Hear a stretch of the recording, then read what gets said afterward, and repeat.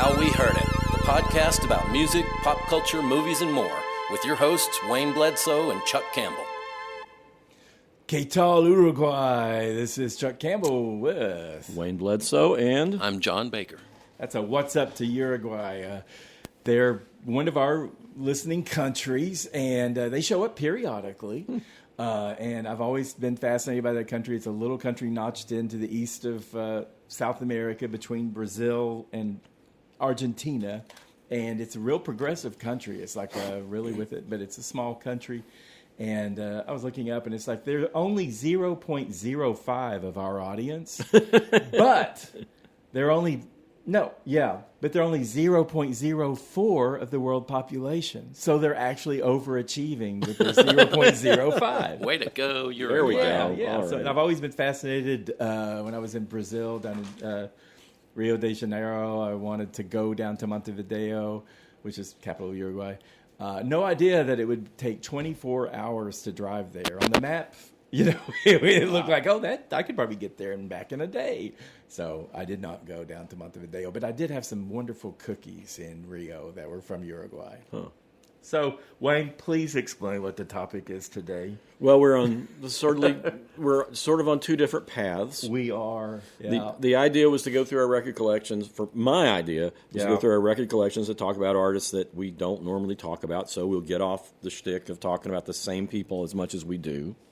Right. And I heard that. Yeah. And I added something, I guess, in my mind. It was like people that we've not really talked about who didn't quite make it. You might have been saying, you know what, you could have said people we've not talked about before, but we haven't made them in the part of the conversation or something like that. And I just heard they didn't really make it, or for some reason they did. So we went on different paths. We're going to find a way to put this together. John understood it to be exactly what Wayne said. So this is definitely my bad. And I'm going to try to adapt because I have a whole page of things I can talk about, and I'm going to try to adapt it a little bit to people that I think should have been bigger than they were. Okay. I've got a couple that are actually pretty big, but most of mine are just albums that we haven't talked about, and that, I like things that are kind of small and out of the way. And Right. Well, Chuck and I were just talking about before we started about how we came at it from totally different directions. You and I, John, were probably very similar as far as how we listen to music.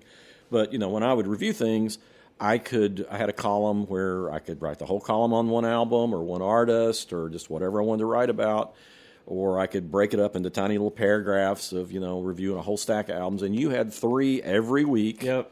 Same length, just about. Let's put it these terms. You were basically like a deep-rooted redwood tree, and I was a tumbleweed with no roots. Because I would say I reviewed at least 5,500 albums, okay? And I would say about 80% of the acts I reviewed, I only reviewed one album of theirs. Right. I didn't review them before or after. I was just looking for the moment. And there were some acts that I dig into, but you dug into the acts and you did all of their albums or most of their albums, and you interviewed them and you did their concerts. And me, it's like I'll turn up albums all the time. It's like, oh, I know I like that, but I have no idea why, because it was 20 years ago. And I would also, when I would get something in and I liked it, I would play it on the radio. Yeah. You had a whole other So I had 4-hour late night, midnight to 4 a.m. radio show for 18 years. We cut off the last hour in the last 5 or 6 years of it, I guess, because it was wearing me out. Yeah. But, so I would play this stuff on the radio, and I'd play, the most obscure stuff that was great that I could find. So I'm not surprised that those artists didn't make it. Right. Sometimes it was somebody that was kind of popular, but I tried to not play what was being played on other radio stations. Right.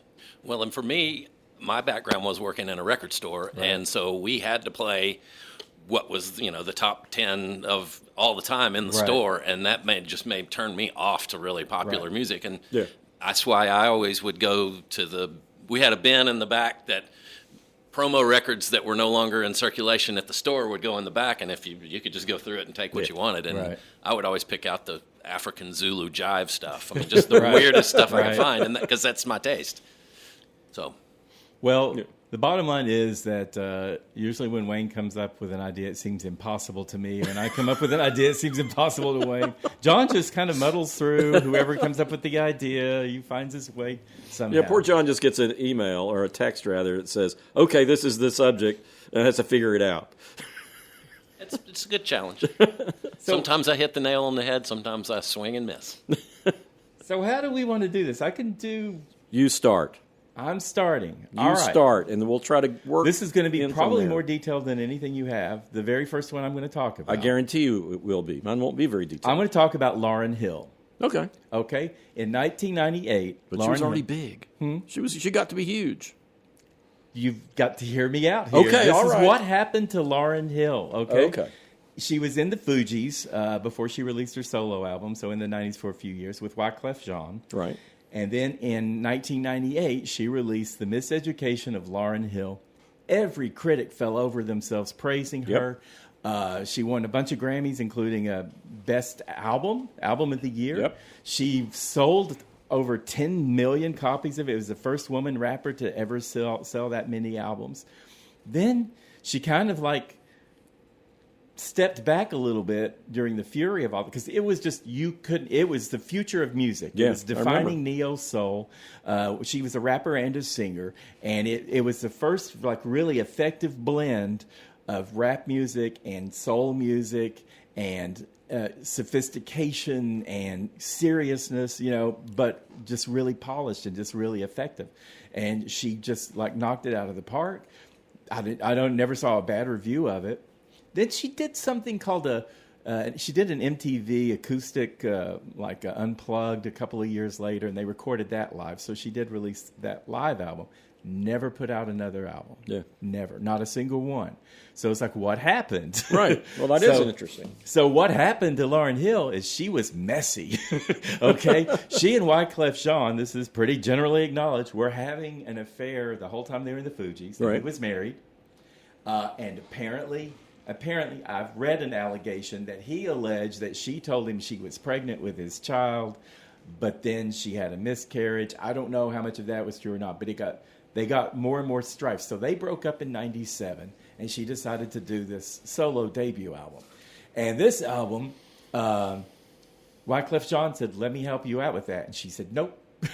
So she did it on her own. Now, she wasn't really ever a soloist. She was part of this group, and he was a big part of it. She didn't really have a network of people to help her along with her career. She was completely intimidated by how well her album did, and she kind of went and died. She hated the music industry. I don't think her family. She's been with. I think they broke up finally, but she was with one of Bob Marley's sons, one that from Not Rita, not his wife. He had a bunch of those too, but I think he was a football player or something. But anyway. They had 5 children, and then she had another one from somewhere else that she's not identified the father of that. But anyway, she was raising kids, and she was put off by the music industry, and she tried writing music and stuff like that here and there, but she just basically walked away after being... We were talking about her at the end of the 90s that she was going to define music in the new century. Yeah. And instead she walked away, which she was like the biggest anything ever. And so people today probably don't understand, young people today at least, don't understand just what a revolution she was supposed to be leading and then just cut off. And she was messy in other ways. She wasn't paying taxes. She went to prison for a little while. Really? I didn't know that. Yeah. I mean, it's just a few months, but yeah. I know. Just a few months in prison is still significant. Right. It's still prison. Well, I mean, there was this whole 6 kids thing, too. But and then she tried touring again. She's been doing that the last couple of years. But she's notoriously late going on stage, like 2 a.m. Now, she's like 50, right? And her fans are like 40s and 50s. And... they aren't waiting. People in their 40s and 50s are not, even people in their 20s aren't, but people in their 40s and 50s are not there to see someone not come on stage till 2 in the morning. They got work to do the next day, Exactly. So she had a lot of excuses, and people said, oh, she was a perfectionist, and she would have these long sound checks, and and all that stuff. And then she would be blaming other people all the time for stuff, which is another thing that she tends to do. And people and she was canceling shows, so she was canceling. So the ticket sales got lower and lower, and so I don't know if she still got shows coming up, but she just just wasn't set up to do this. She kind of reminds me of Chappell Roan. I've talked about her before. Of wasn't ready for what happened, and didn't have the right support, and just never had wasn't really. She didn't like record labels and the way they treated, and how everything was part of an assembly line. And then she made her own mistakes, and her personal life was a big part of it. And but I will say this year she was on the Grammys in 2026 for the In Memoriam, and there was a big bunch of people that came up for that and everything. But Roberta Flack had died, and one of the biggest songs we associate her with is "Killing Me Softly," Lauryn Hill's cover of that song. Which is so she sang that, and a lot of people came up, including Wyclef Jean. And but anyway, that's why the biggest star ever to hit ever one year was just completely evaporated within a couple of years, and only one studio album. I didn't realize that, because you heard about that album, and you heard about her for I'm never going to get away from her, Yeah, and then So I've got a totally from the opposite end of that. Okay. I talk about Lou Reed all the time. Yeah. Well, the other big voice that was in the Velvet Underground when it started was John Cale. Yeah. And John Cale, Lou Reed, he went to England, recorded his first solo album, didn't get a lot of play, but then David Bowie got a hold of him, and Walk on the Wild Side came out, and Lou Reed established himself. Everybody knew who Lou Reed was, even though, only critics basically knew what the Velvet Underground was. John Cale, he came from avant-garde music. He worked with Lamont Young, the same people that Yoko Ono worked with in New York, and was part of this movement, but he combined with Terry Riley to do an album. He recorded this absolutely beautiful album called Paris 1919 that has strings and an orchestra, and it's really soft and pretty. He's classically trained, isn't he? Classically trained. He's a cellist. Yeah. That was what that was his first claim to fame. So he had that going on, and then, of course, Lou Reed is hitting it, and everybody's got a thing about him, and he starts recording this really aggressive, loud rock and roll on the album Slow Dazzle and Guts. He does a version of Heartbreak Hotel that is horrifying. It's great, but it just brings out all the pain in this song that you didn't know was there. Okay. And he never, Lou Reed's kind of a cult artist that made it, and John Cale's kind of a cult artist that didn't. Right. And he was terrific. He still is. He's still releasing music. He's still good. I talked to him years ago. He played at a little club called Elder Gurus a long time ago. And he's one of those that I think should have gotten a whole lot more recognition. Lou had his thing, and Lou kind of kept with his thing. John Cale was all over the place. You still can't tell when he has a new album exactly where it's going to go. Is that maybe why he didn't make it? Because he was so unpredictable and unreliable? Not unreliable. He wasn't he was artist, but you didn't know what you were going to get, and a lot of people didn't want to take that ride. Yeah, I think that probably has a lot to do with it, but I think he's one of those guys who's always, fascinated by something else and going to the next thing. It wasn't the thing that was popular ever. Right. Right. But, there's a real good collection called Seducing Down the Door that gives you an overview of his first 30 years or whatever in music.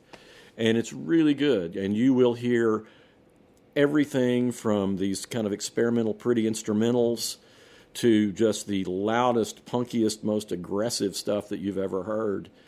And I still am kind of amazed that he never got a bigger crowd than he got.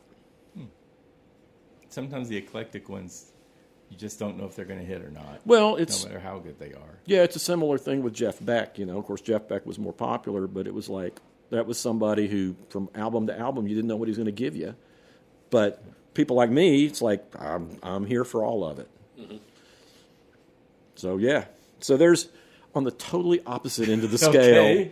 but sort of a thing. I appreciate the effort you made to follow my on off the cuff theme here. Well, okay. So John Cale should have been bigger than he is. All right, yes. And Lauryn Hill should have been. She should have had a more protracted bigness. She's very talented, and seeing her on the Grammys again, it's like, wow, this woman really had it. You know, it's a shame that things just didn't work out right for her. Well, I got a. Although I don't even know if she cares. Yeah.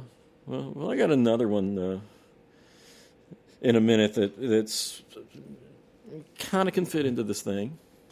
John, you want to just totally just say whatever you want to say. You Okay, don't have to I'll follow just- anything we're making up. Here's a band that I think had the potential to make it, and they're still making music, but they just never got the recognition they deserve. And it's the Austin, Texas band, American Analog Set. They caught my attention, and because they play really soft, they record themselves at home, and they have a vibraphone, which I just bought a vibraphone. You did. We need to incorporate that into our show somehow. At least the tones. Doon, doon, doon. I love vibraphone. But so their album from 2001 called Know by Heart is just a favorite of mine. They put out albums up until about 2005 and then stopped recording. And then in 2023, they put a new album out, and they've just released a new record this year called Everything Ends in Spring. It's an EP. But the one before that, For Forever, from 2023, is an album, and it's great. American Analog Set. Check them out. All right. Maybe they'll still be bigger. Maybe. All right, Wade, you want me to If you come want. at you in it? Yeah. All right. So, Kylie Minogue, I've mentioned her in passing a couple of times, and when I do, Wayne's always like, why haven't you been talking about her more? You used to talk to me about her every day. I used to always have to hear about Kylie Minogue. Kylie Minogue. And I thought, I don't know it. And whenever you've said that, I thought, well, I'll eventually get around to talking about her, and I just haven't. Yeah. And the thing about Kylie Minogue is she is an international huge hit in Europe, in Britain, and Australia. She's as big as Madonna, but not in the United States. Right. And she's an Australian singer. And to me, I look at her, she's like that white light, like that Dolly Parton or Olivia Newton-John. They just come out and they smile, and you're just happy, and you don't even have to hear anything they're singing, but just people who naturally make me happy. And I've noticed that a lot of times people who perform that way and who have that kind of spin don't really hit in America for whatever reason. Now, Kylie Minogue, she was a teenager in Australia in the late 80s, and she was on a soap opera as a teenager on, I think it was called Neighbours, in Australia. And she made her first pop album. And there was a production trio out of Britain called Stock Aitken and Waterman. And they were doing a lot of, John remembers this, they did a lot of the pop hits at that time, the late 80s, early 90s kind of dance music. They did Bananarama, they did Rick Astley, they did Donna Summer. They worked with a lot of... They do the Pet Shop Boys? Probably. They had a hand in a lot of different... and it was like a real buoyant kind of sound. And they did... They did with Kylie Minogue, they did Locomotion. Mm-hmm. So she had a hit in America with Locomotion, her first hit. And that was a remake of Eva or... Little Eva. Little Eva, yeah. Who was Carole King's babysitter. Okay, yeah, that's nice side. Thanks for working that in. And then she had another hit called "I Should Be So Lucky" that didn't hit in America, but it hit everywhere else. And Kylie Minogue has continued to put out album after album all these years. Like she's had 2 in the last 4 years, I think, and she's had hits. She's redefined her sound, and she is like an international phenomenon. She pops up in America now, and then she's considered a cult status person here. Mm-hmm. And by that I mean a small group of people who are fearlessly dedicated, but not a big group. So the only thing I have by Kylie Minogue is she did a duet with Nick Cave on Murder Ballads. Yes, she did. And yeah, I have that. And he pulled her in for that. Yeah, and she did a song called "Slow." There was something. She had a hit just a few years ago called "Padam Padam," and that was actually a hit in America. But she's just like very sporadic in America, but and every single album of hers that I've heard, there are always a few songs on there that are great. Every single time. Right. She's reliable, and it's always and she changes her sound up enough that she doesn't like But the same erode thing who out she of her. is. Yeah, she's not doing the same stuff, but she's also not just doing these big, curveballs or anything like that. And she's just such a wonderful person. And I was trying to find out, why isn't she popular in America? And it kind of reminds me of a lot of other groups like ABBA that are just really big around the world, but not so much in America. And I saw this explanation that I think is absolutely true, and that is Kylie Minogue has not been hit with scandals and tabloid type news or anything like that. And it says that Americans tend to find intrigue in people who are like in trouble or smarting off or getting and in a way that they don't in other countries. Yeah. So she doesn't have enough stink on her, I guess, for people to like. The only thing she's had that's been close to a scandal is that Kylie Jenner, Kim Kardashian's stepsister, who has the makeup company, and she's like one of the most followed people on Instagram and everything. Kylie Jenner, who was born in 1997, she tried to trademark the name Kylie. Oh, Lord. I know. And Kylie Minogue, meanwhile, has been a world phenomenon Since for the 20 80s. years. Yeah. For 10 years before Kylie Minogue was even born. And, Kylie Jenner. huh? You said Kylie Minogue. Kylie Minogue. No, yeah, before Kylie Jenner was born. Right. Yeah. So, Kylie Minogue fought back and challenged it, and she won because, of course, she won. She was naming her albums Kylie and going on tours called Kylie, and this Kylie Jenner coming up and saying, I'm going to trademark this name. I don't know, maybe she's never even heard of Kylie Minogue, but Kylie Minogue's lawyers kind of went after Jenner and said, they were saying she's just a reality star who, sells makeup on Instagram and stuff like that. Yeah. And she came up right away, Minogue did, and said, I've never met her. This is nothing personal. I don't have anything against her. My lawyers shouldn't have said anything like that. This is just her lawyers are doing what they think they should do, and my lawyers are doing what we think we should do. And Kylie Minogue won, and that's been her only She's just scandal. too dang nice. Yeah, she won the one thing that she got pulled into, But, she's too dang nice. And I think that's true. I mean, think about it. Americans, we love bullies. We love people who tell it like it is. We love in sports and in politics and in all kinds of celebritydom, those people who do have, like, I would compare Kylie Minogue as the white light to Madonna's, dark light from the same time. Madonna's like something from the pits of hell or something, and Kylie was like a little angel touching down on her. And I just think that Americans are really prone to pull for villains more than maybe these other countries are. Over the past few decades, I think that's Yeah, become the case. yeah. All right. Well, you made me think of somebody that was not on my list, and I have Okay. talked about before, but Okay. probably not at length, and that's the Beautiful South, who were huge in Europe. Yes, they were. And I loved them, but they did nothing here. Nope. They didn't even They didn't even do the locomotion. they didn't even come close to having a chart song. Right. And this is a band that sprung out of a band called the House Martins, which was kind of a socialist. It was, I can't remember what they're calling it, go music back at the time. Okay. It was just very poppy and very energetic, and they had these great vocals. And then that broke up, and Paul Heaton and Dave Rotheray, who were in the band, started the Beautiful South. And the Beautiful South they were as pretty as the Carpenters when they would sing. The melodies were beautiful, everything was great about it, and all of a sudden you'd listen to the lyrics and go, oh, what the hell is this? Because they were just so acerbic and so biting. I've told you when I went to record stores in Europe, like during the 90s and everything, their albums were everywhere. I had no idea how much stuff they had. They and were how popular- huge. Big posters. They were like one of the key groups when I would walk into a store. Well, they had, I think their greatest hits album was like one of the top selling albums of all time in Britain for years. But here, nothing. I wonder if their name might have been a bad name for them here. The Beautiful South, I would think, oh, that's a country group. Or something. I would. Would you? You Well, would think of the South. You'd think of, Tennessee and Alabama. And if they're identifying with that, then maybe there's some kind of Southern country group or something. I wouldn't immediately think, oh, that's going to be an edgy band. Oh, I think it's the juxtaposition. People that couldn't understand. Their songs were wickedly funny. Right. And of course, they have this one song where they're fantasizing about killing U2 and Simple Minds.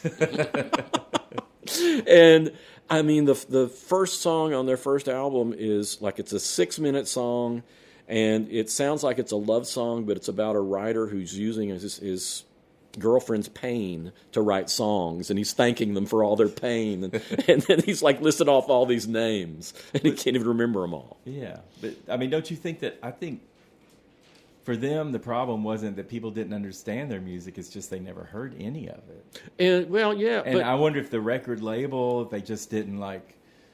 What label were they on? Do you remember? Here they were on a subsidiary of Elektra, Warner Elektra stuff. Oh, okay. So I mean, they had a big label behind them. I remember when they came out, but I think I gave it a casual listen, and it was you just, were in a record store. They didn't. Well, the thing is, and this is what is with a lot of music. A lot of music I like, and when I go around about AI, which we've done here before, it's like you have to listen to them more than once before you get it. Yeah, I think that's probably what happened.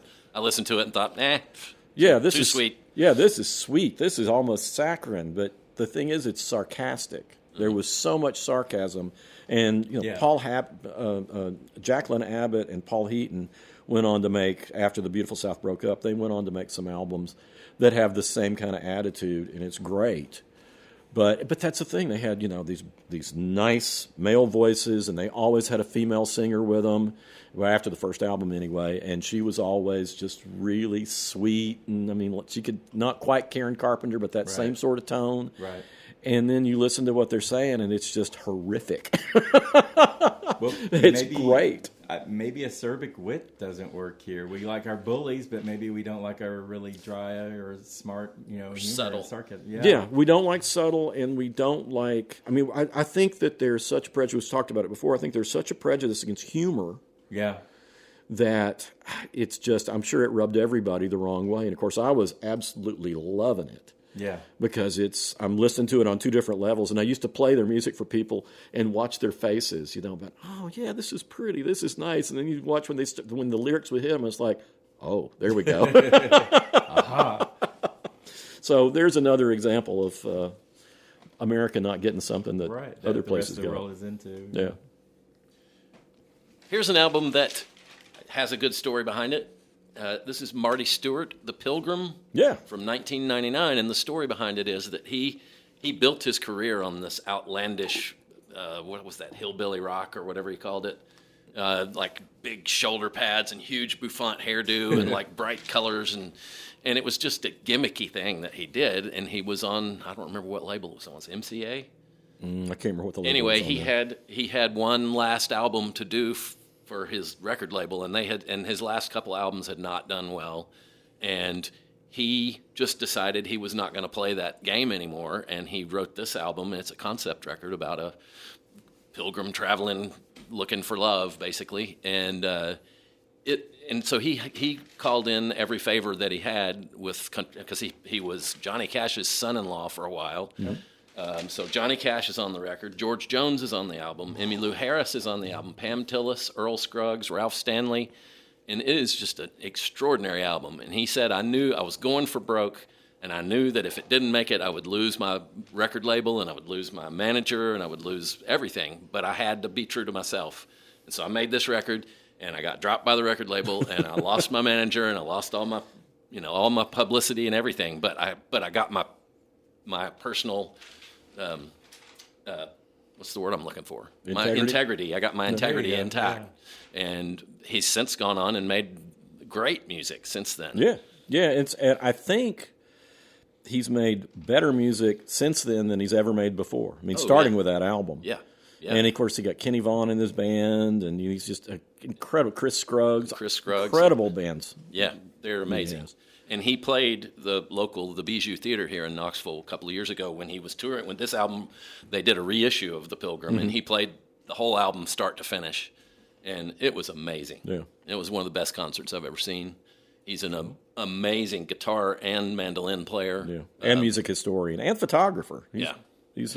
Well, and this album, this reissue came out right about the same time when the Ken Burns country music movie came out, and Marty Stewart's all over that. Yeah. And he's talking about, because he started as a teenage boy playing mandolin, and he got picked up by Earl Scruggs. No, Lester Flatt. Lester Flatt, I'm sorry. But he talks about, walking into the Ryman carrying Lester Flatt, you said? Carrying his mandolin. It was like walking into the Vatican with the Pope. That's what he said. Yeah, he wrote the foreword to our Arthur Q. Smith project. Oh, he did? Yeah. Yeah. He's a good guy. Yeah. So anyway, The Pilgrim from 1999, Marty Stuart. Okay. I've got a trio of 80s acts. Okay. And in my research, I was looking for, I didn't know how to ask what a band should have been bigger than they were, but I tried that and using decades and everything. And I would see the same names would come up over and over of what bands, the favorite bands of the 80s, and then the bands of the 80s that could have been bigger. And I noticed there were some that I thought should have been in there that weren't in there at all, and on any list. And I thought, that's weird that they would be scrubbed because they were big in the 80s. And I'll start with the Thompson Twins. Yeah. I've heard their first song. I was in school, and it was Lies. It was 1983, and Lies came on. And it was midnight, and I had a test the next day, and I was out on the road, and I thought it was the B-52s because there's a woman in the band, Alana Curry. The main singer is Tom Bailey. But and she sounded like Kate and Cindy doing the lies, lies, lies, yeah. And I thought, that's the B-52s. They've got a whole new sound. But that was a big hit. They had hits from 83 to 89, all through the 80s. They outlasted most 80s bands that were popular, were only popular for a couple of years. And they were down from, just right after MTV came out to the very end of the decade. And they had a really well-structured pop songs. They had a lot of hits, a lot of top 10 hits, consistently through the whole 80s, including Hold Me Now, Lay Your Hands on Me, Doctor, Doctor, King for a Day. These were all big, and they had great melodies and everything. And it's they've been scrubbed from history now, which is weird to me because they were bigger than a lot of bands that people talk about now that were supposedly huge in the 80s that weren't really, It's just selective memory and rewriting history, revisionist kind of looking at it. And I think Thompson Twins, what? Oh, no, I remember, I agree, hearing about them all the time, them and somebody else I bet you're going to mention. Maybe. But anyway, I think one of the things that they kind of ran aground after 89. I think there were a trio, and then Tom and Alana started another band called Babel, and they did some more edgy stuff. But they might have been too mainstream, really, to stand out in any way, even though they looked weird and all that. But as far as new wave bands go, the quirkier and funkier, whatever you were, the better. And they were just having good hits. Yeah. And they were in the fashion of the day and a little bit quirky, but not crazy quirky. And that may have just kind of got them erased. But then I'm going to talk about Tears for Fears. Somehow they weren't showing up in these 80s things. And I thought, how is that possible? Because they came out, they had an album called The Hurting in 83. Huge. Yeah, well, their huge one was in 85. The Hurting was kind of dark, so not everyone, you probably heard it, but a lot of people never heard it. But then they came out in 85 with songs from the Big Chair. Yeah. And that got into the primal scream therapy and stuff like that. They had the song Shout. They had Everybody Wants to Rule the World, which is just one of my favorite songs ever, of all time. They had Head Over Heels. They had these hits. But then they took 6 years to follow that album. And we've talked about that before. If you don't keep a consistent output, you're going to just wipe out. This album, the songs from the Big Chair was on all the top 10 lists. Yeah. It was everybody loved it. It was they were just sophisticated. They were a notch above these other bands because they were more serious and melodic and everything. The one they came out with afterward in 89, so that was 4 years. Am I right there? No, 91. Wait, I'm looking at the wrong group. Anyway, they came out with the Seeds of Love, and that one, it had one good song that sounded like a Beatles song, Sowing the Seeds of Love, but there was already little interest because it had taken too long. But also, I mean, both of those acts are so 1980 sounding. Oh, yeah. You know, once you got the 90s come in, all that got swept away. Yeah, I mean, like Thompson Twins, they were coexisting with hair bands and all that stuff. Well, when grunge came around, there was that was a whole different game. You know, everything changed. Totally different affectation. Yeah, and recording technology changed really drastically in the 80s because you got into digital recording and digital effects, and that means everything sounds really bright. And at first, they didn't really address the low end problems with digital music, and so music got really shrill. Yeah. And then grunge came along, and everybody wanted sounds that were all degraded and analog, and that changed again. And you think about Everybody Wants to Rule the World. It's like it is so smooth, and clean, so beautiful pretty, song. Yeah. And it's like it just sounds like the '80s, and you couldn't put it in any other decade. Well, that's right. I'm sure that's part of it, but I think it wasn't their sound so much as just how damn long it took them to put another album because people aren't waiting. Everybody's moving on. You know? In 6 years, music changes so much. Yeah. I mean, people. They changed. Seeds of Love was a different sound. Like I say, Sowing the Seeds of Love is a great song, but it's just like, programmers, record labels. There's little enthusiasm for putting their all into pushing someone that's not been around for years. But you think about how fast music changed. I mean, just look at the Beatles from 1964. It's "I Want to Hold Your Hand," right? And 1968, it's "Revolution." They had the talent. They had the talent to do that too. Yeah. I mean, they were like, not all bands are so talented, but you're right. It's just kind of. But in 4 years, music can change drastically. Yeah, it sure can. Yeah. And my third band here, I'll get them out of the way. Men at Work. Men at Work. They were everywhere. You heard about them. You go looking, and you're not finding. I'm not finding I just did a few lists that I checked out. They all brought up Duran Duran, Depeche Mode, The Cure, stuff like that. But Men at Work, again, a hit machine. They were an Australian band. They had like 4 number-1 hits on that one record. Yeah. They had Business as Usual in 81 and Cargo in 83, so it was Bang Bang. So they had a lot of hits. They had Who Can It Be Now, Down Under, Be Good Johnny, Overkill, It's a Mistake. Yeah. They had a lot of just really great songs, and their songs were good variety of, they didn't all sound alike, and they had humor and all that stuff. But what worked against them, they burned themselves out with touring. They were touring all the time, and they were just going at it all the time. Then they got sued. I don't know if you know their Greg Ham, their flutist. Mm-hmm. The riff in Down Under, the do-do-do-do-do. Have you heard this? I remember reading about this, yeah. Go ahead. Yeah, well, it wasn't funny to them because there was a children's song like from the 1930s that apparently the flute riff sounded the same. And so they sued them, and so they lost. Wasn't it Tommy Kangaroo Down Sport? Wasn't that where the flute came from? Yeah, I think so. Yeah, Rolf, I can't remember the guy's name. Anyway, he got convicted of child molestation later. Oh, did he? Well, the poor flutist from Men at Work, he just went into a downward spiral and depression and drug abuse. He was the little blonde guy who had the koala tied to him on in the video, and he was running around with the koala and sitting in the tree. But he went into depression and got into drug abuse, and he just died young, and they weren't sure. They think maybe it was a heart attack or something like that. Meanwhile, the band was trying to keep it together despite all this. But then Colin Hay, he was the lead singer. Right. One of his friends was the manager, and there were 2 guys in the band who didn't want that to be their manager, and there was a fight and everything. And so they fired the 2. He fired the 2 band members to keep his friend as the manager, and they just like. Colin Hay's still playing. Yeah. I talked with him a few years ago, and he kind of had a big resurge when I think Scrubs used one of his songs in a real prominent place, and really boosted his career back up. Right. He has appeared on several TV shows. I think, was he in Gilmore Girls? He may have been, but Scrubs, I think, is the one that really kind of bumped him back into the spotlight for a while. And I mean, he has successful tours. He doesn't play the hugest halls. Like Men at Work, No. And then Men at Work is dead, DOA. So yeah. So it's kind of like they burned themselves out. They got into some legal trouble, and then they had an internal fight. And it's like, okay, it doesn't matter how big you are, you're susceptible to all these things, and it can take down anybody. So well, you talking about 80s bands that like had huge hit and then seemingly disappeared. I'm reminded of Gary Newman.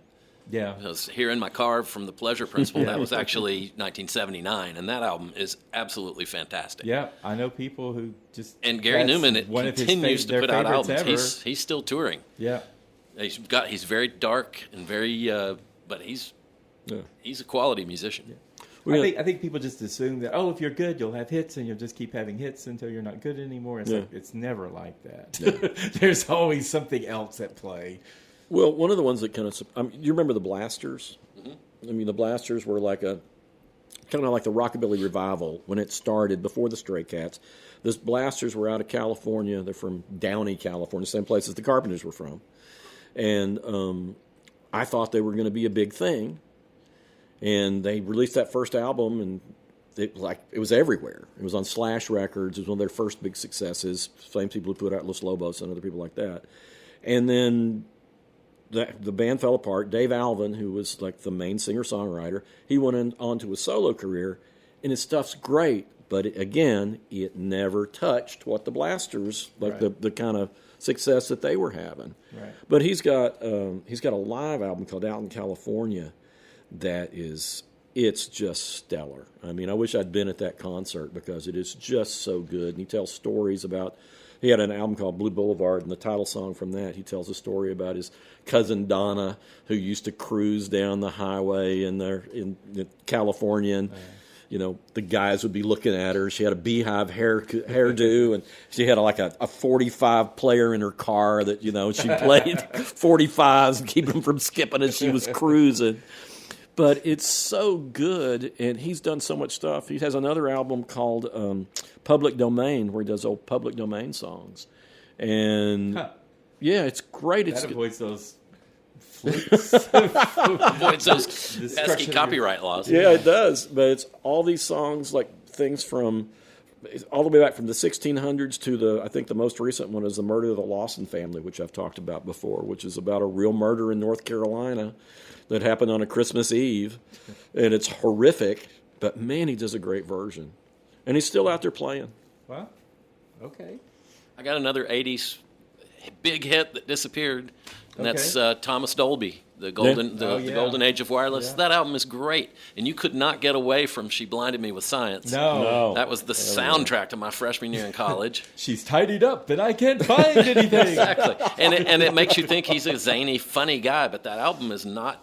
I mean, that song has some humor in it, but the rest of that album is beautifully engineered. Andy Partridge is on that record, too, from XTC, that's probably one of my favorite bands. No. Yeah. But and I'm not done mentioning Andy Partridge. I'll bring some. Those who won't be named today will be named again in the future. But do check out The Golden Age of Wireless from 1983. The whole album is a wonderful listen. Okay.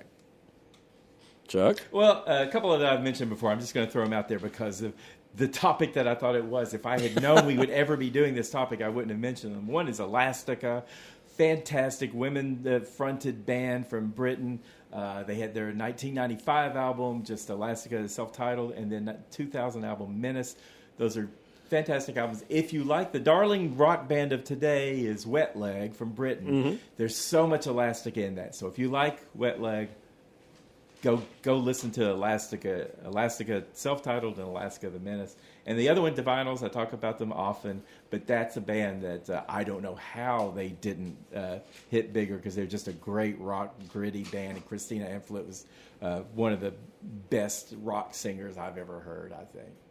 So I'm not going to talk about them any more than that. I was playing poker last night, and Touch Myself came on. Listening to. It's just such an anomaly, and that can happen to a band too. They can have great album, then kind of a novelty hit, and that's all they're known for, And it's like I don't hate that song, but it's like, wow, that's just the wrong song to tie to them like that. But it's a great song. Sure, it's a great song. It was a terrific hit. Yeah. Well, all right, and sort of, see how well we're playing along with how you changed the subject a little bit. Thank you for writing this out. Well, I want to mention the Alabama 3, known here in the States as A3, another case where a band was bigger in Europe than it was here, but everybody knows that band from the theme from The Sopranos. When you watch The Sopranos, went up this morning, going to buy myself a gun, everybody knows that. Yeah. That album, Exile on Cold Harbor Lane, is just a monolith. It's terrific. And it's got one of the best covers of a John Prine song on it called Sound of Sound of the Speed of Loneliness. Right. What's the name of this act again? It's in Europe they're called Alabama 3. Here they were called A3 because there was a gospel group called the Alabama 3. Oh, okay. So they had to retitle everything A3. Kylie Jenner sue. Yeah, Kylie Jenner sued them. But and the lead singer, I can't think of his name right now, but he died just a couple of years ago. But they put out a series of albums that, I mean, it was a little bit of rap and hip hop. It was like some really old blues. They loved like old classic country, and that would seep into their songs too. And I mean, they'd cover Hank Williams. They were a terrific band that I kept thinking, oh, well, this is the thing that's going to knock them out into the stratosphere, and it didn't.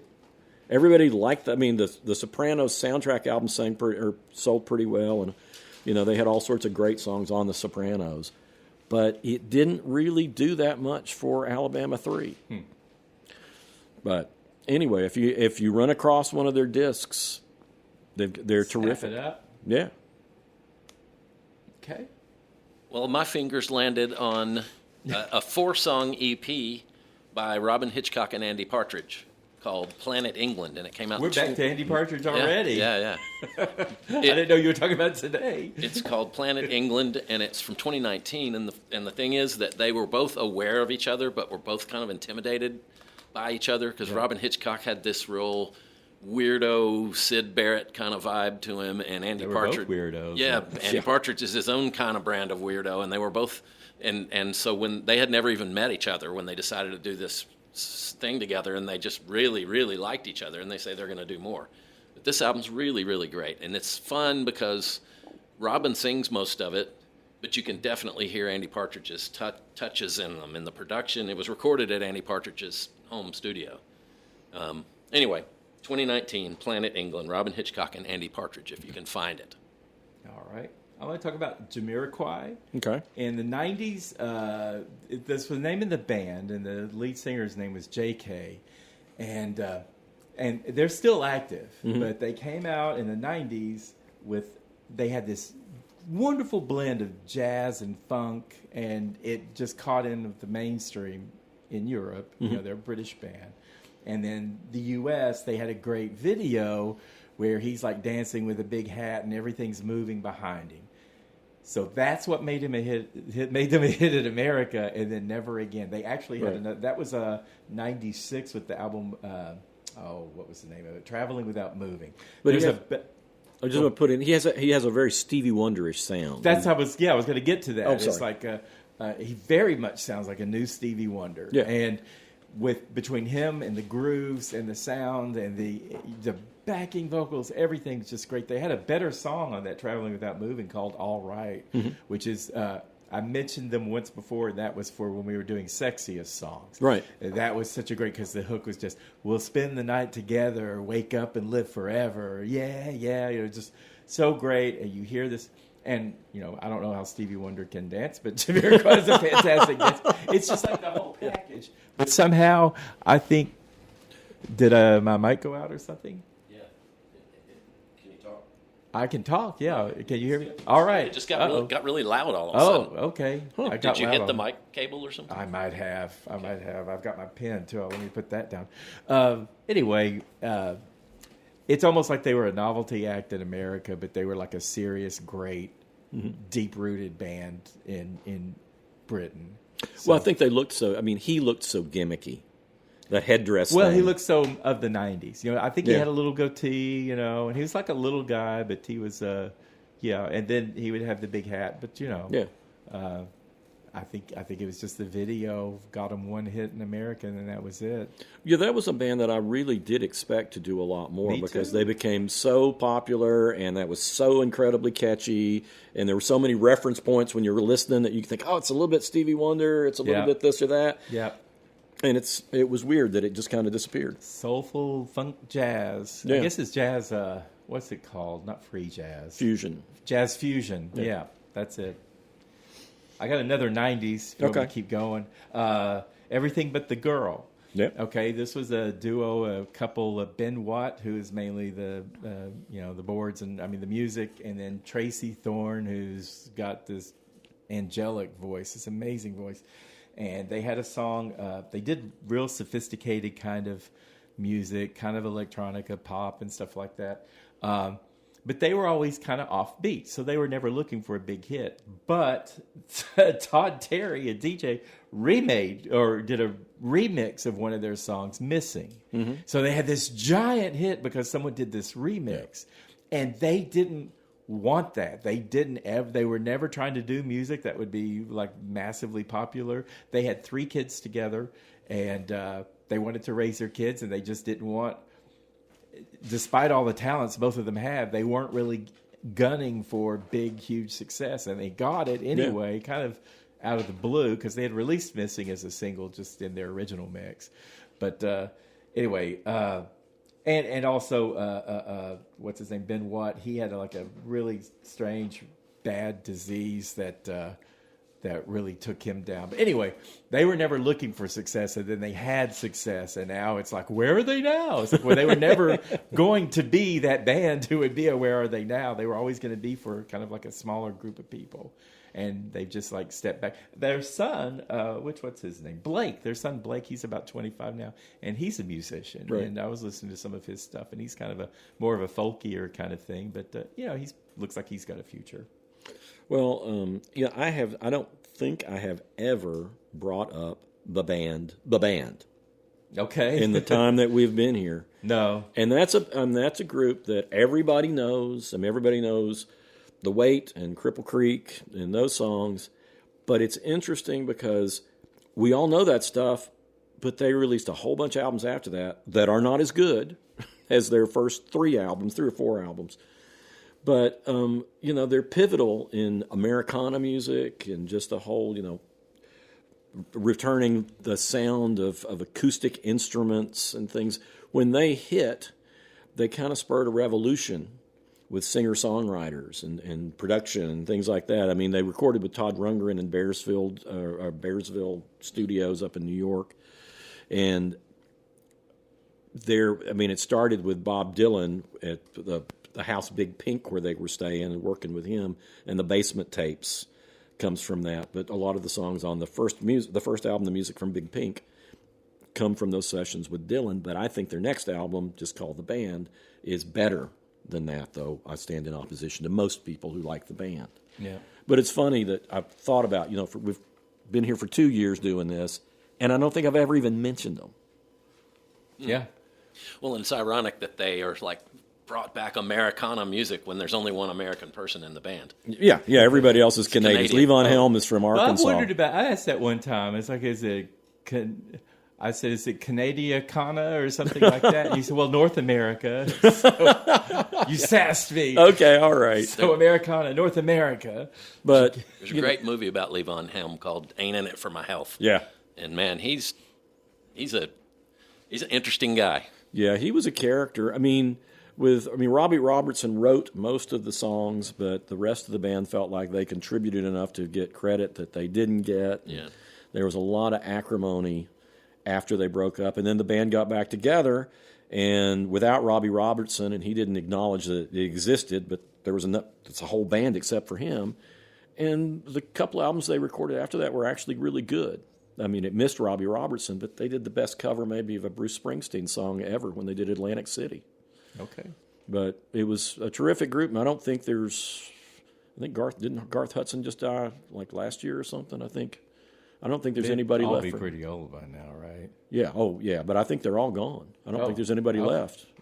Their music takes a while to sink in, but once it does, it's like, just feels elemental. Yeah, it's very primal, kind of.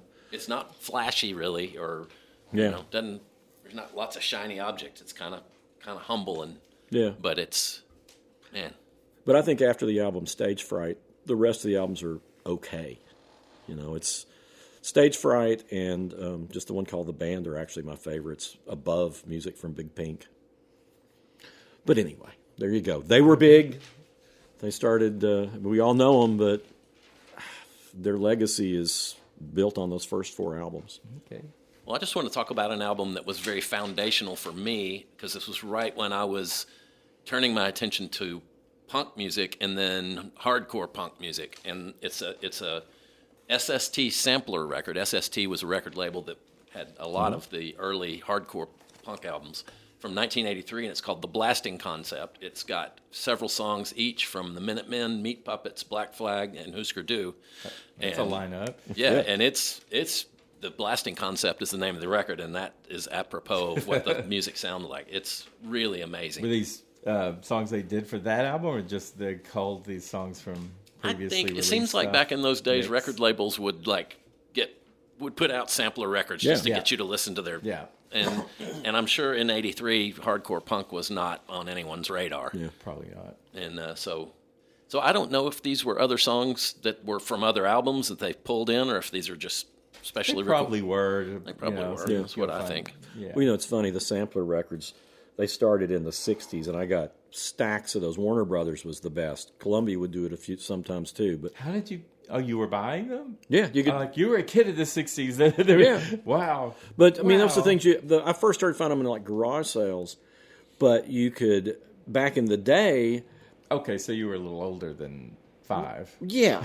No, I mean we're talking. All right, We're talking I gotcha, about. I gotcha. I think they started putting them out in '66 or something like that. When you were 6. Yes. But I had an older sister, Precocious and I Wayne. listened to her Yeah, stuff. I know. We've talked about that. But you used to have, the inner sleeve, and there would be a little coupon where you could send off like $2 or something. It was not hardly anything, and get a sampler with 2 discs, and it would be a track, 1 or 2, mostly, just one track from their artists, and it introduced me to so many different acts, Yeah. and stuff that wasn't getting played on the radio. Yeah. Well, go ahead. I remember late 80s, 90s, we would get samplers. Like, I think it was Warner Brothers would do a Christmas album every year, and they'd just have all their acts do a Christmas song, and they'd put that together on a sampler. That's probably, I've got some of those. Oh, yeah. Those are great, some of Yeah. them. Well, I'm reminded, and I almost put this on my list today, but I think I may have talked about this band before, but the Turtles, who everybody knows So Happy Together, which is just a classic, and everybody thinks that's what they're all about. But the Turtles were very subversive, and they put out an album in, I think, '69 called The Battle of the Bands. Yeah, 68. Is it '68? And there's on the back of the album cover, there's pictures of all the different bands that are listed on the album, but they're all the Turtles. And they're all different styles. There's, surf songs, there's pop songs, there's vocal harmony extravaganza. It's all over the place. But it's all one band. And I think it's a That's great cool. record. Yeah, that's cool. I've only got one. We're running low on time, believe it or Okay. not. I've got one more to talk about. That's the Chainsmokers. This is a more recent band. It's this duo of Alex Paul and, what's the other guy's name? Drew Taggart. And they are DJs. And from about 2015 to 2019, they were top of the world. They were like even knocking out Avicii and everything. They were the biggest DJs. They were working with every singer, so they were just remixing, and just incredibly popular. Then they started getting a backlash because of their popularity, because I think sometime in the DJ world, they don't want you to be a top 40 artist. They're if you're into dance music and everything, you want to be kind of your own world. And they were getting backlash, and they started getting called stuff like music for frat parties and stuff like that. So they were getting pushback. And I mean, they were just doing their thing and everything, but and they were doing widely popular music. And there are some genres they don't want you to be widely popular; they only want you to be popular within their subset. But then their big downfall was just a stupid thing in 2020, July of 2020. This was the worst pandemic time because there was no sure reason or no known. Didn't know exactly how you would get COVID, and there was no vaccine for COVID, and it was like unlimited how many people could eventually get it. And they had an event that was supposed to have social distancing and everything. All this video came out of a mosh pit in July 2020, and they stepped back. They're still doing music and productions and stuff like that, but they've gotten older now. Like the Alex guy, he's 41 now. The other one's 36, so it's kind of. They're aging out of the prime, dance time. But, you look it up and it's like, whatever happened to the Chainsmokers? They were everywhere. Now they're nowhere. And blah, blah, blah. And it's kind of like COVID kind of killed them in a way. So. Right.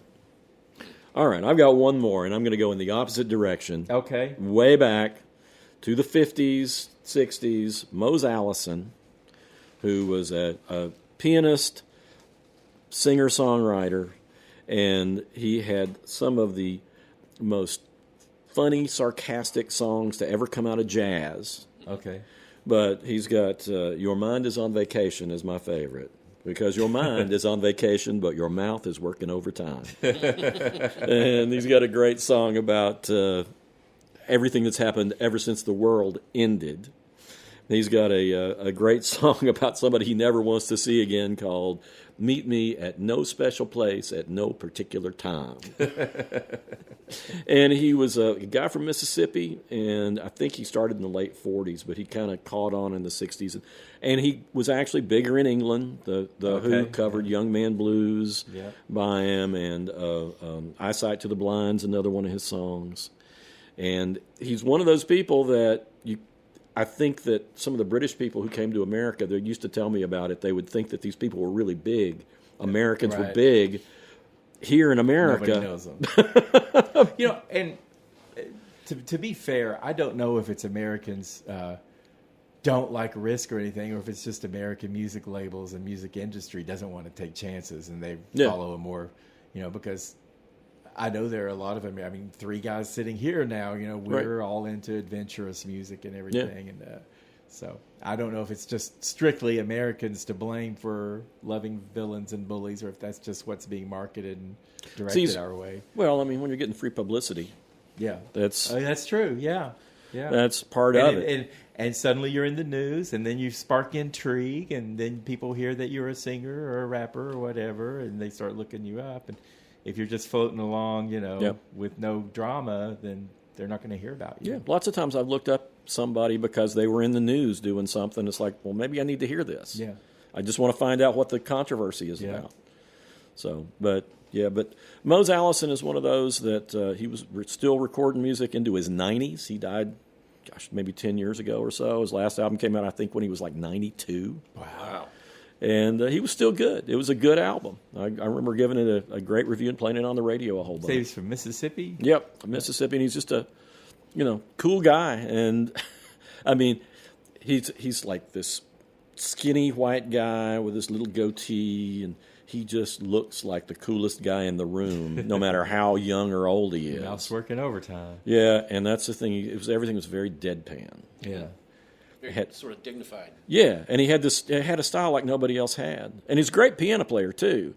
But, man, his songs are just so much fun.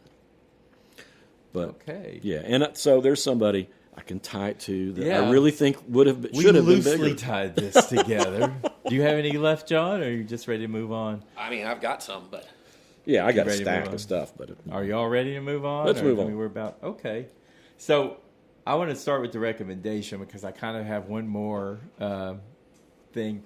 And this is the assumption that Janet Jackson was just in Michael Jackson's shadows. Right. And that she was riding his coattails or anything like that. Anyone who thinks that is so far wrong. And partly because, I think she is more talented than Michael was, honestly, across the board. I think she was more active as a songwriter than he was and all that stuff. And I think she sings as well as he does. They have similar vocals. Hers is a little higher. And I like her dancing every bit as much as I liked his. And I think across the board, her albums have been more consistently good, and that he's had ups and downs, and her albums are good every time. She hitched up with Jimmy Jam and Terry Lewis as her producers.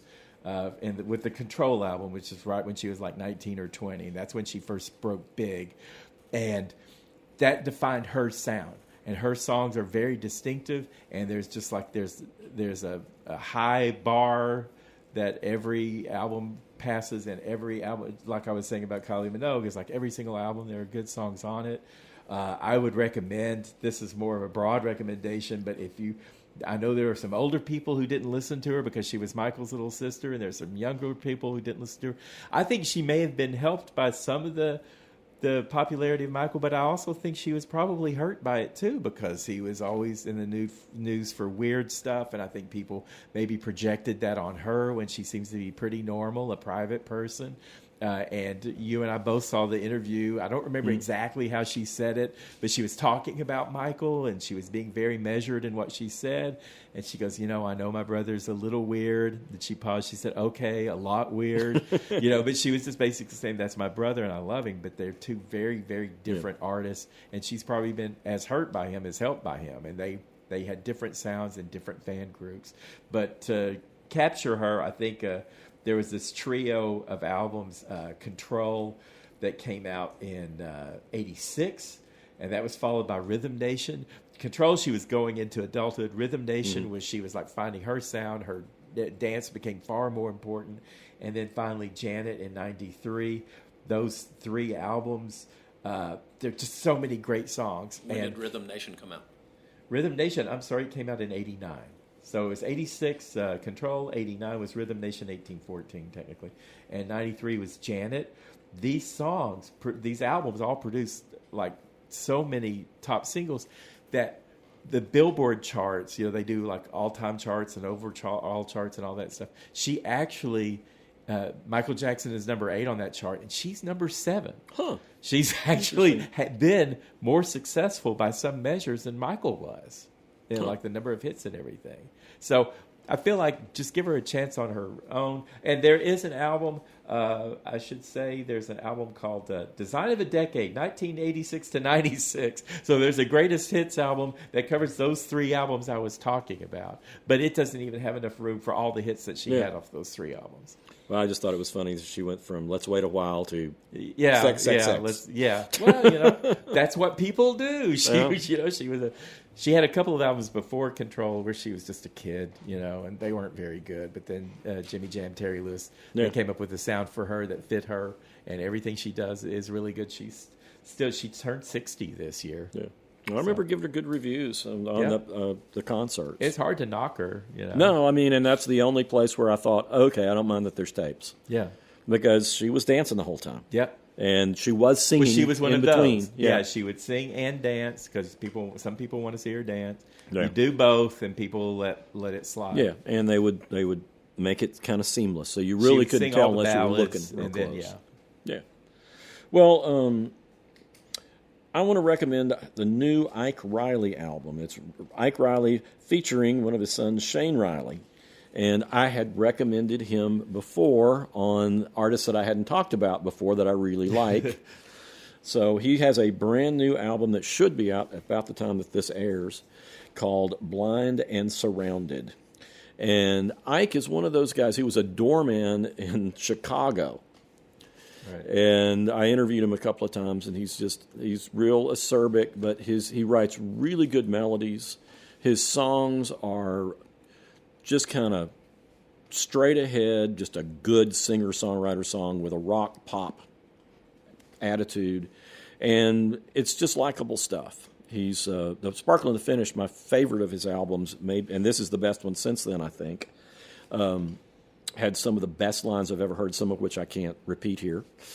No. No. I don't want it to get us in trouble. No. But he's very. It's the thing is he's is it very Ike Riley smart. or Shane Riley? Shane Riley's his son. Ike Riley featuring Shane Riley. Is the new album. All right, now I understand. Yeah, but the new album is called Blind and Surrounded. It's on Rock Ridge Records. It should be out by the time they sent me in advance of it, so it should be out by the time this airs. So should we have an episode on bands we're talking about for the second time? Only the second time? I saved this for recommendations. Good. Now. Okay, yes, you did. All right. So that's my musical recommendation. You got something, John? Yes. I'm returning to the same well I was at last time. I recently attended a living room show by an artist by the name of Jason Narducci, and he plays in a bunch of different bands. He plays for Bob Mould's band, and he played with the Foo Fighters for a while. He played with Sunny Day Real Estate for a while, and he played, who's the other person? Oh, Superchunk. Toured with them for all over the world. And I just read his book. He's got a book. Anyway, but his band, the name of his band that he puts out his songs is Split Single, and the album that came out in 2021 is called Amplificado, It's really muscular, aggressive pop, but he's got a really nice high voice that's very emotional. It doesn't sound too far removed from Bob Mould or Superchunk. It's in that neighborhood. It's kind of indie rock, but it's called Amplificado from 2021, split single. Cool. Okay. All right, we're moving on to. Am I up? Go ahead. All right. So, gosh, I don't know how to talk about this one. It was a movie I saw called I Love Boosters. Mm-hmm. It debuted in theaters May 22nd of this year, 2026. And I've seen a couple of really great comedies with led by a women of color cast.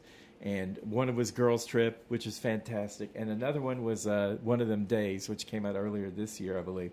And it starred Keke Palmer and SZA. And Keke Palmer is in this I Love Boosters. And my very shallow knowledge of the album or the movie was just that it's about this group of young women of color who are a group of shoplifters, basically. But they're stealing from designers, and then they're reselling. And they're a sympathetic group, you know. It's not like, you know, some of these other things you might see that you don't like and all that. And I thought, oh, I'm going to like that comedy. Well, it's way more than I was ready for or expecting. And it's Boots Riley is the director. Mm-hmm. And the only movie I've recognized, he's done 2 other movies, Sorry to Bother You and I'm a Virgo. He's a rapper and a record producer and an activist. Okay, so the other women in this movie, Naomi Aki, Keke Palmer is the main character, but Naomi Aki, Taylor Page, Poppy Lou, and Isa Gonzalez, they play this group of women who do shoplift, and they have one designer in particular that they're targeting, and that one's played by Demi Moore. So Demi Moore is this just really raw, mean, you know, designer who apparently steals a design that Keke Palmer is also a designer, and she created a design that somehow Demi Moore got a hold of and stole. She stole it like electronically or something like that. So they're getting their revenge on her. This movie, it also has like Don Cheadle's in it, Will Powder, and Lakeisha Stanfield. It erupts into this big-time political movie that is like anti-capitalism. It's anti... I don't even know where to start, but it's all about the how corporations own and control the entire world, and they're exploiting the working class to a point that they can't even survive anymore. The working class can't. From China, the people making the clothes, to the retailers, like the retailers in one of Demi Moore's shops, they were getting paid like $38, $40 because they had to wear her design clothes and only got a 30% discount. Oh, so they were basically working almost for free, you know.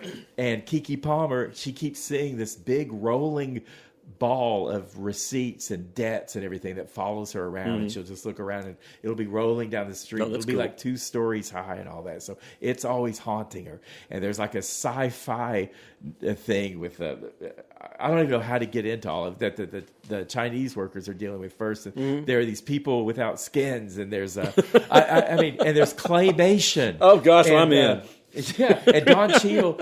No, it's not Don Cheadle. It's Lakeisha Stanfield plays the demon, and what he is a character who will sleep with a woman and drain her soul. You know, and it's so everything in this. It's like so much going on, and it's deliberately chaotic. And this was Bootsy Riley's plan. Boots Riley, I'm sorry. They get a Bootsy, but. He wanted it to be overwhelming, and he wanted to be sensory overload. And sometimes the dialogue's hard to follow because there's just so much action and everything going on. There's a lot of humor in it, but it's just like so over the top. And it's calling for like basically a strike of the workforces from the entire world to stop this corporate, you know, stranglehold on the world. Well, that was the idea of the international workers of the world. Right. Well, Wobblies. I thought this was going to be a fun romp of like these 4 or 5 women of color who are like stealing stuff and making money. And that's part of it, but it just gets so much bigger and crazier. So there's a lot to it. Now, I have a hearing disorder that I get overwhelmed like if I hear too of it. And it was it felt to me just so loud and so chaotic. I wished I had watched it at home where I could have controlled the volume, because you've got speakers, so it's surround sound. I can't be in the middle of a crowded bar, and that's one problem I have with concerts. With speakers and everything, I can't have noise all around me because of this neurosensory thing that I've got. And it was a lot for me, but it was a great movie. So well, you've sold me. I'm going to go see it. It's crazy. It's just crazy. John, you got something? Yes. Digging back into the Wayback Machine here. But this is one of my favorite TV shows, and it was on for 5 seasons, and it's Friday Night Lights. It was on from 2006 to 2011. It was inspired by a movie by the same name that stars Billy Bob Thornton, and the movie is not anywhere near as good as the TV series. It's got Kyle Chandler and Connie Britton. Kyle Chandler plays the high school football coach, and the first episode of the series, it's about a Texas high school football team, Dillon, Texas, and in Texas they take high school football super serious. And this little town, everybody comes out, and they've got a huge stadium, and the quarterback is a guy named Jake Story, and everybody's saying this is his senior year. He's already got people lined up to give him scholarships and go play. He's like all state, and he goes out and then, like, ESPN's there interviewing him before the game. And he's like, I'm just going to try and play my best game. I've got a lot at stake. And he goes out there, and in the first quarter of the game, he throws an interception, and the guy runs back to him, and he gets through all of his players, and he's the last man standing. So he hits him to try and tackle him, and he gets a spinal cord injury. Oh no! And did he stop the guy though? Was it a pick six? I don't remember. I don't remember. Sorry. But so the backup quarterback is this kid named Jake Saracen, who's a sophomore maybe. He's never seen a moment of action, and he's thrust into the role of starting quarterback for their team for the year. And it's the story of him. He's being raised by his mom, who's kind of got dementia, and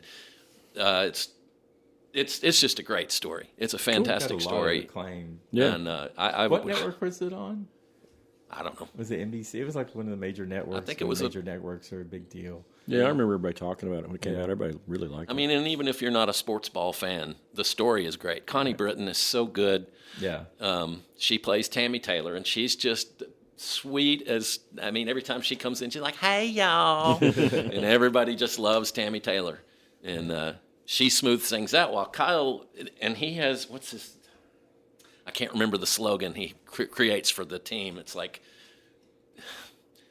active. I'll never remember it, but it keeps coming back. I hear it all the time. Yeah. Like pure heart can't lose. Right. Something like that. Anyway, Friday Night Lights. Look it up. You'll thank me later.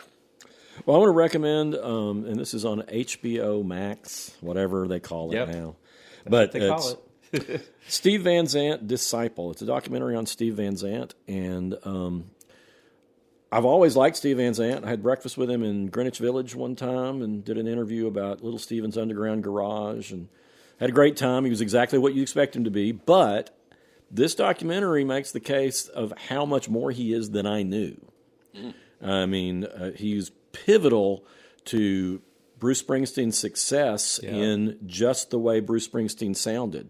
From those first 2 albums, it's like it's Little Steven who really helped him hone his sound on Born to Run because of 10th Avenue Freeze Out. They had this recorded, and Steven listened to it and said, yeah, this stinks. And they said, well, what would you do? And what he did with it transformed the sound of Bruce Springsteen's band. And also Southside Sonic Johnny and the Asbury Jukes. I didn't realize he'd written all those songs and produced that album. Yeah. I remember that, Grant. Man. Yeah, and they were a big thing. And then it gets into, and I think it spends too long on his Ain't Gonna Play Sun City single, which gathered all sorts of people to protest apartheid in South Africa. And it really did help make the change because big artists stopped playing this big venue, and the reason they all talked about the reason they were doing it, I think Queen played it and some other artists played it against the band, but it made it a national or an international thing that people started talking about it. And he was inspired. It's cool that it was inspired by another musician. He was inspired to do that because of Peter Gabriel's song Biko, which was about the activist Stephen Biko, who was murdered in jail in South Africa. Mm-hmm. Or, he died in custody and pretty much acknowledged that he was murdered. They don't know that he was. They were definitely planning to torture him. I don't know if they were planning to kill him. But it's a fascinating documentary. And Stephen Van Zandt, I didn't so much like him when he came out as a solo artist with the Disciples of Soul, because it was just a little bit too much in your face and, just seemed kind of affected. But that's really who he is. Okay. And it's a good documentary. And it's on HBO Max. What did you say it's called? It's called Steve Van Zandt, Disciple. And, of course, Little Steven's Underground Garage is a great show that I think it's still airing on satellite radio and maybe syndicated. He also sponsors rock cruises. Yeah. Little Steven's. Yeah, and he's responsible for reuniting great 60s cult bands like the Monks and things like that. So, anyway, he's an important figure and more important than even I realized. Yeah. I knew he was essential to Springsteen. Well, that was the thing. It's like he was in Springsteen's band, and then right about the time that Springsteen really started hitting, he left the band, right, and Nils Lofgren came in. But he was still an influence on that sound. Yeah. So I'm going to watch that tonight. It's good. Well, thanks for writing out whatever this topic was. It worked. Okay. It worked. I guess it worked. We made it work. Thank you, guys. It was my bad. We'll be back next week with something else, but you can follow us on social media on Facebook and Reels, TikTok, X, YouTube, Instagram.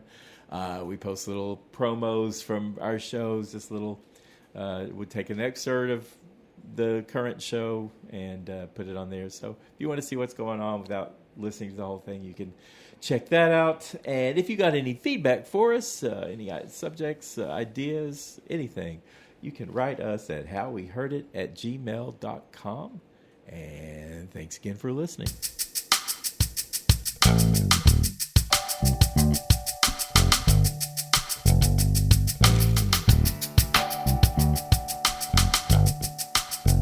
You've been listening to How We Heard It with Chuck Campbell and Wayne Bledsoe, a podcast about music, movies, art, culture, whatever it is that's on their mind. How We Heard It was recorded at the Arbor Studio in Knoxville, Tennessee by me, John Baker. How We Heard It is a Cozy Planet production. If listening to this podcast has given you a burning sensation, then we recommend you sit in a hot tub until your symptoms fade away. If you'd like to reach out to Chuck or Wayne or even me, you can send an email to howweheardit@gmail.com. So thank you for listening, and come on back and we'll have another episode for you next week.